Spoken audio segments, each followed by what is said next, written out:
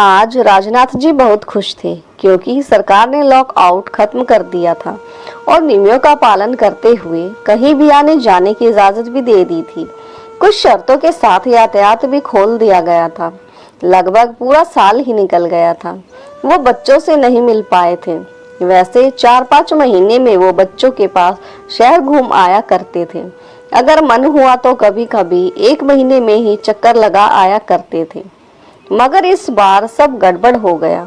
इस बार जैसे ही जाने का मन बनाया कि महामारी ने दस्तक दे दी। ऊपर से सरकार का आदेश आ गया कि जो जहां है वहीं रहे, व्यर्थ में बाहर निकलने की जरूरत नहीं है। अंततः इस आफत में 3-4 महीने और निकल गए। वो मन ही मन सोच रहे थे कि इससे पहले बच्चे आने का कार्यक्रम बना डालें, उससे पहले ही उनके पास पहुंचकर उन्हें चौंका देता हूँ। वैसे भी बच्चों का अभी घर से बाहर निकलना ठीक नहीं रहेगा। हालत अब भी ठीक नहीं है। सरकार ने तो देश की आर्थिक स्थिति के मद्देनजर ये फैसला लिया है। ये भी सत्य है कि गांव की अपेक्षा शहरों में महामारी का प्रकोप अधिक है। अंततः बच्चों का स्वतंत्र होना निश्चित होगा। छोटे छोटे कस्बों और गाँव में अभी तक सुख शांति है। वो ये भी जानते थे कि उनका जाना भी अनुचित है। अंततः उन्होंने तय किया कि इससे पहले सरकार की तरफ से कोई नया फरमान आ जाए, बच्चों से मिल ही आता हूँ। अब समस्या थी कि आखिर जाया कैसे जाए। उनके नजदीक रेलवे रूट पर अभी रेलें चल नहीं रही थी। बस से जाना भी मुश्किल सा ही दिख रहा था, क्योंकि सरकार के आदेशों के अनुसार बस में 25 से ज्यादा सवारी बिठाई नहीं जा सकती। फिर क्या किया जाए, कैसे जाया जाए? ये सोच सोचकर वो बहुत परेशान हो गए थे कि अचानक उन्होंने निर्णय ले लिया कि टैक्सी कर लेता हूँ। भले ही पैसा तो ज्यादा लगेगा, मगर सुरक्षित पहुँच तो जाऊंगा। वो इतने उतावले हो गए थे कि बिना विलंब किए अपने जानकार की टैक्सी बुक कर आए और अगले सुबह का समय भी निश्चित कर दिया। उनकी रात कैसे कटी वो तो भगवान जानता है। माँ बाप अपनी संतान के सामने अपने सारे दुख भुला देते हैं। अभी कल रात की ही तो बात थी कि राजनाथ जी अपने घर में स्टूल पे चढ़कर टांड पे कुछ रख उठा रहे थे कि संतुलन बिगड़ गया और जमीन पे गिर गए। टांग में अच्छी खासी चोट आ गई। बेचारे पूरी रात दर्द से कराते रहे, मगर सुबह होते ही बच्चों के मिलन की खुशी में सब भुला दिया। राजनाथ जी की पत्नी को गुजरे तो कई साल हो चुके थे। बच्चों ने उन्हें अपने साथ चलने का प्रस्ताव भी दिया था, मगर इधर जमीन जायदाद की देखभाल के चक्कर में उन्होंने गांव में रहना ही उचित समझा था। ये अलग बात है कि अपने पेट के लिए खाना उन्हें स्वयं ही बनाना पड़ता था। अब क्योंकि ये रोजमर्रा की जिंदगी का हिस्सा बन चुका था, सो ज्यादा परेशानी नहीं होती थी। पत्नी के जाने के बाद भी राजनाथ जी ने अपने बच्चों को कभी भी माँ की कमी महसूस नहीं होने दी। घर से खाद्य पदार्थ लगातार भेजते रहते थे। टेलीफोन से हर हफ्ता बात करके कुशल मंगल भी पूछते ही रहते थे। मगर हाँ, अपने कल जाने की खबर को उन्होंने छुपा लिया था। राजनाथ जी के 2 बेटे थे जो अच्छी नौकरी करते थे और दोनों भाई साथ साथ ही रहते थे। फिर भी हर वक्त ये सोचते रहते थे कि बच्चों को कोई तकलीफ न हो।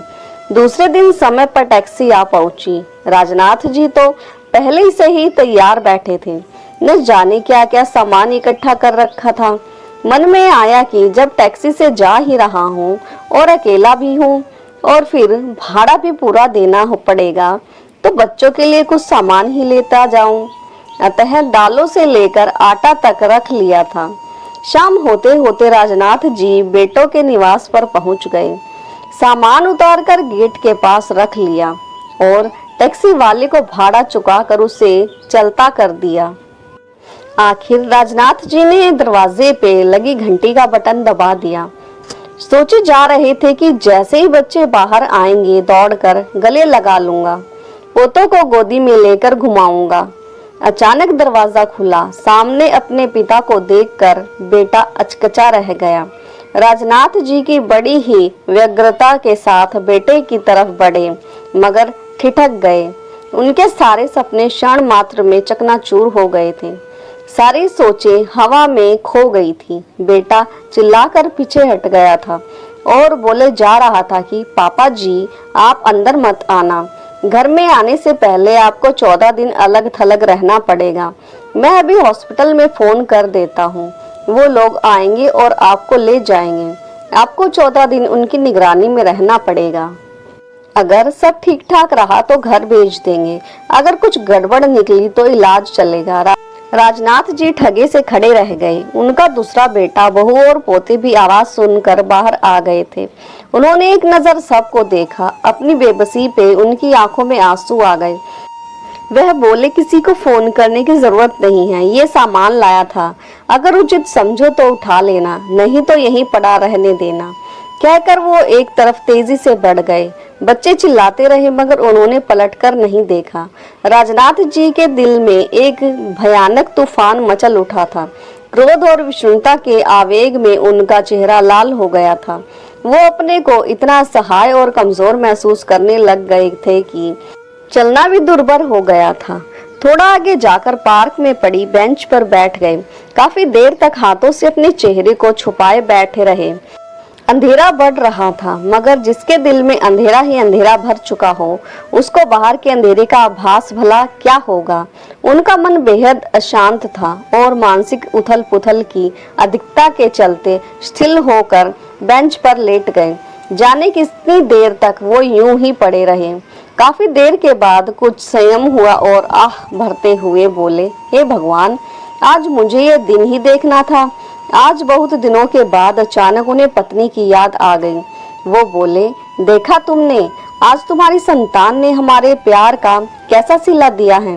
जाते जाते तुम्हें कहा था कि मेरे बच्चों का ध्यान रखना। मैंने तुम्हारी आज्ञा का पालन किया। मैंने उन्हें कभी भी महसूस नहीं होने दिया कि वो बिन माँ के बच्चे हैं। मगर आज तुमने देखा कि तुम्हारी उसी संतान ने मेरे सपने किस तरह चकनाचूर कर दिए। तुम्हें याद ही होगा कि कैसे राम को चेचक हुई थी। मैं उसे अपने कंधे पे डालकर डॉक्टर के पास ले गया था। क्या तब मैंने यह सोचा था कि मैं इससे हाथ नहीं लगाऊं, इससे तो चेचक है। मगर आज तुम्हारे बेटों ने मुझे मात्र इसलिए घर के अंदर नहीं घुसने दिया कि कहीं मेरे द्वारा उन्हें कोई बीमारी न हो जाए। अब बहुत हुआ देवी जी, मैं आज से खुद को तुम्हें दिए वचन से मुक्त करता हूँ। जिस जमीन जायदाद को मैं बच्चों की अमानत समझ रहा था, रखवाली करता था, उससे भी मैं उनको मुक्त करता हूँ। अब मैं वही करूँगा जो मेरा मन कहेगा। बेचूं या बर्बाद करूं, ये मेरी मर्जी। रामनाथ जी के गुस्से के आवेग में न जाने क्या क्या बुदबुदाए जा रहे थे। अरे, आदमी संतान किस लिए पैदा करता है? क्या इसलिए कि बुढ़ापा आते ही उसे घर से बाहर कर दे? हे ईश्वर, मुझे माफ करना कि मैं इन्हीं बच्चों के प्यार में इतना पागल हो गया कि सारे रिश्ते नाते ही भूल बैठा। राजनाथ जी अपने मन में बुदबुदाते हुए अचानक वो उठे और बस स्टैंड की तरफ चल दिए। उनके दिल से महामारी के प्रति उभरा डर सहसा खत्म सा हो गया था। अब तो अजीब सी बात सोचने लगे थे, हे भगवान, अब तो मुझे महामारी अपनी जकड़ में ले ही ले और मेरा अंत कर दे तो अच्छा होगा। कम से कम इस मानसिक क्लेश से तो बच जाऊंगा जो मेरे लिए मौत से भी बदतर हो गया है। वो काफी देर तक बस स्टैंड पर घूम घूम कर अपनी तरफ की बस को ढूंढते रहे। आखिर भाग्यवश एक बस उन्हें मिल गई जिसमें सीट खाली थी। घर पहुंचकर सबसे पहले उन्होंने अपनी जमीन करने वाले सभी सजेतों को बुलवावा भेजा। वो बोले, भाइयों, अब मैं अपनी जमीन साल भर के हिसाब से पट्टे पे उठाना चाहता हूँ। आप में से जो भी जितनी जमीन लेना चाहता है ले ले। मुझे रकम तुरंत चाहिए। मुझे अपने फैसले से कल तक अवगत करा देना। उनमें से सिर्फ एक ही सज्जन था जो उनकी पूरी की पूरी जमीन पट्टे पर लेने को तैयार था। अन्य लोगों ने पैसों की कमी के कारण अपनी असमर्थता जाहिर कर दी थी। राजनाथ ने बिना मोल तोल किए उनसे जितना बना उसी हिसाब से जमीन रामधन को दे दी। अगले दिन गांठ में पैसे बांध राजनाथ जी एक अनजान सफर की ओर अग्रसर हो गए। मन में सिर्फ एक ही बात थी कि इस घर से जितनी भी दूर जा सकता हूँ चला जाऊं, और जाकर एक लंबी दूरी की बस का टिकट लेकर बैठ गए। राजनाथ जी ने इस अनजान से शहर को अपना ठिकाना बना लिया। उस शहर के किनारे एक नदी भी बसती थी। उसी के किनारे पे ही एक मठ भी स्थित था। बड़ा ही रमणीय स्थल था। वहां बैठकर राजनाथ जी कुछ देर को ही सही मगर अपनी मानसिक क्लेश को भूल जाते थे। महामारी के चलते अधिसंख्य लोग घर से कम ही निकलते थे। अंततः वहां कोई भी भीड़ या गोरशुल नहीं था। बड़ी आत्मिक शांति की प्राप्ति होती थी उस जगह।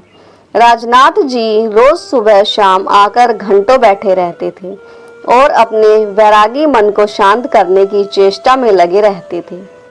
एक दिन अचानक मठ के सर्वोसर्वा स्वामी विवेकानंद जी ने उनको टोका और बोला, मैं कई दिनों से देख रहा हूँ कि आप रोज यहीं इधर आते हैं और इसी जगह पर शांत बैठे रहते हैं, मगर मैं महसूस कर रहा हूँ कि ऊपर से शांत दिखने वाला तुम्हारा ये मन अंदर से घोर निराशा और विषण्णता से भरा हुआ है, क्योंकि तुम यहाँ शांति की खोज में इधर आते हो।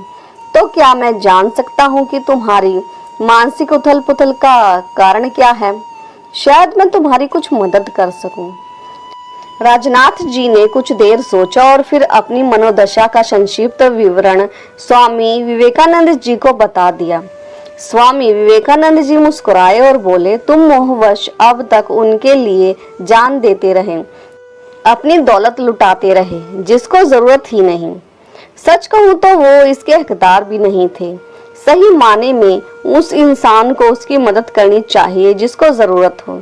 अब इस शहर में देख लीजिए, एक से बढ़कर एक धनाढ्य पड़े हैं, मगर किसी में इतनी इंसानियत नहीं कि किसी मुफलिस की कुछ मदद कर दे।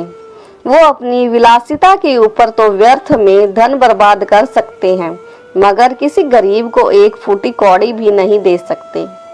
राजनाथ जी इस शहर में न जाने कितने बदनसीब है जिन्हें सुबह का खाना मिल जाए तो शाम का पता नहीं। स्वामी जी थोड़ी देर चिंतन की मुद्रा में बैठे रहे, फिर अचानक बोले, राजनाथ जी जरा उधर देखो, वो सड़क के किनारे कोने पे एक कमरा सा दिख रहा है। राजनाथ जी बोले, हाँ दिख रहा है। स्वामी जी बोले, वो हमारे मठ का ही हिस्सा है। मेरी हार्दिक इच्छा है कि उसमें आप गरीबों के सेवार्थ खाने पीने की चीजों की दुकान खोल लें, ताकि शहर में कोई भी भूखा न सोए। महामारी काल में जिसकी रोजी रोटी छीन चुकी है, उसका भी चूल्हा जलता रहे, ये भूखे ना रहे।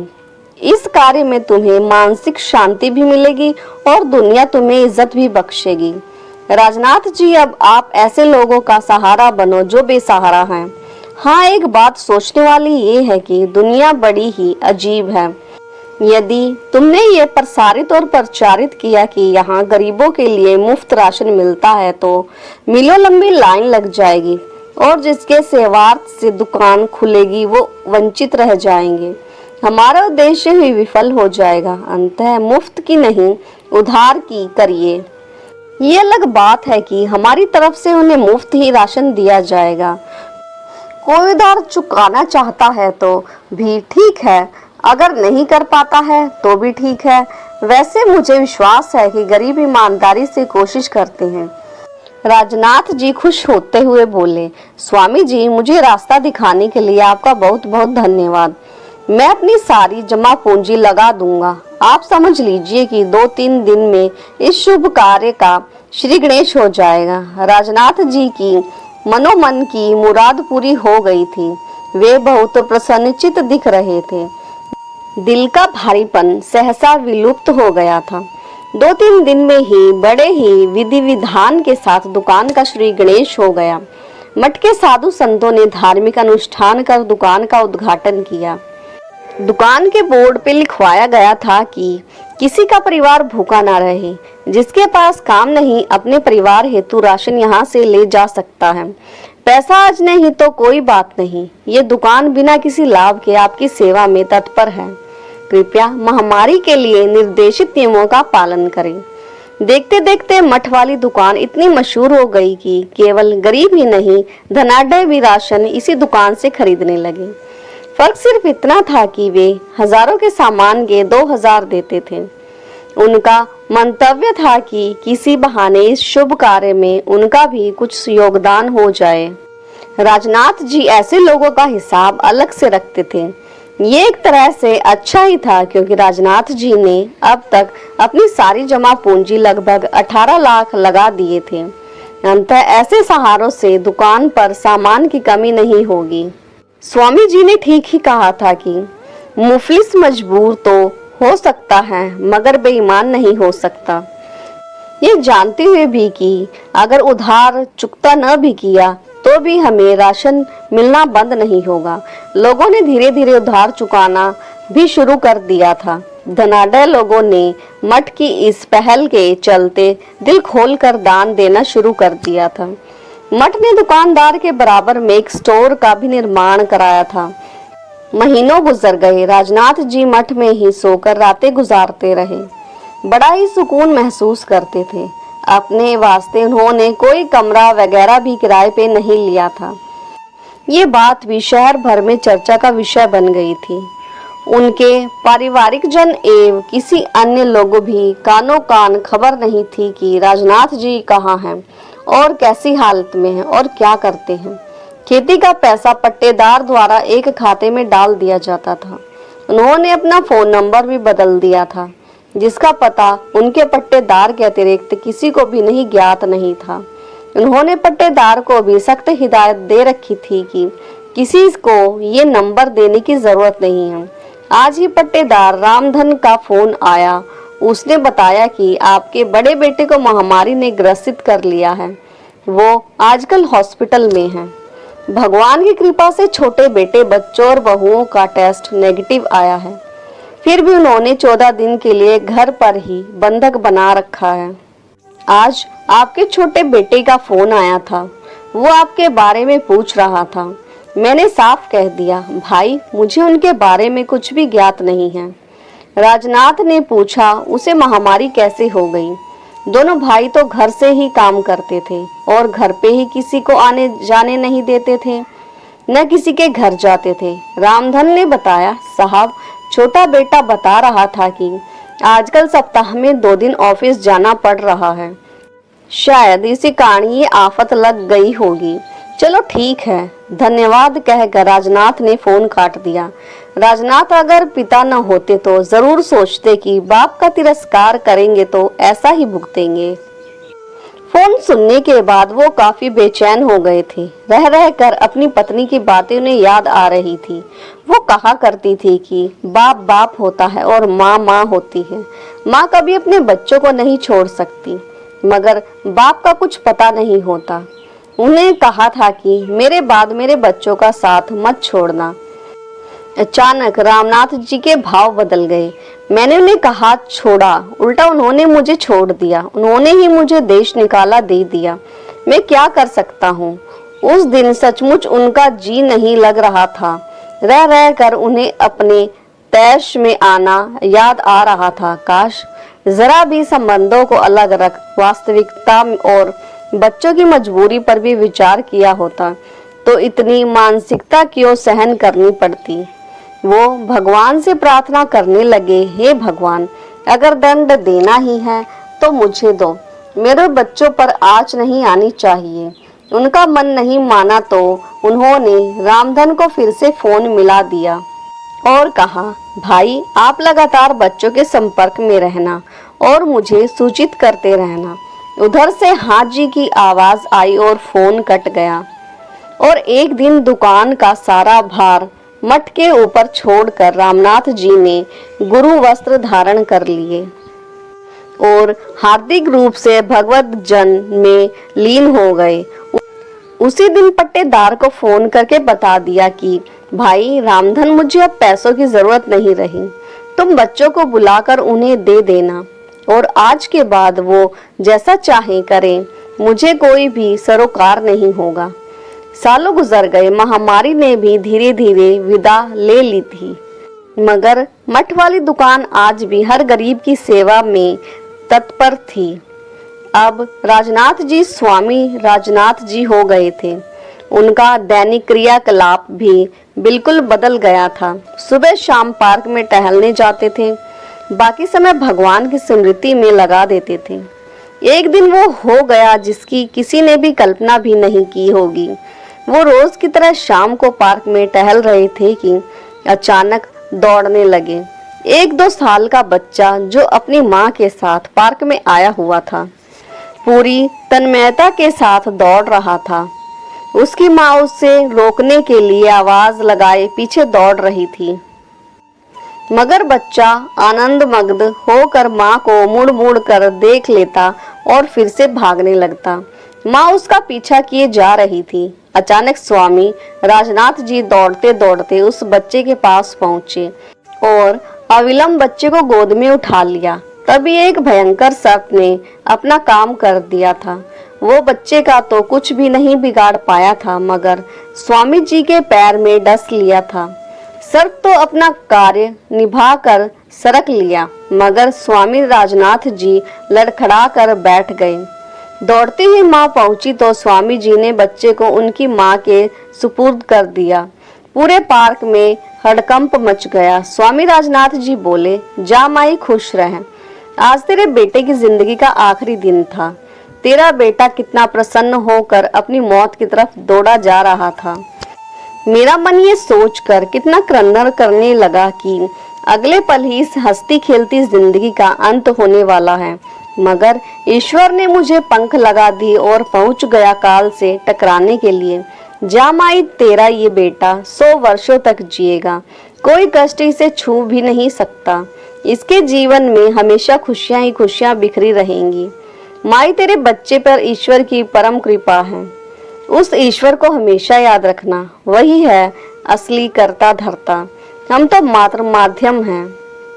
पूरा पार्क ही स्वामी जी को घेर कर खड़ा हो गया। सबकी आंखें सजल थीं। स्वामी राजनाथ जी को तुरंत उठाकर मठ पर ले जाया गया।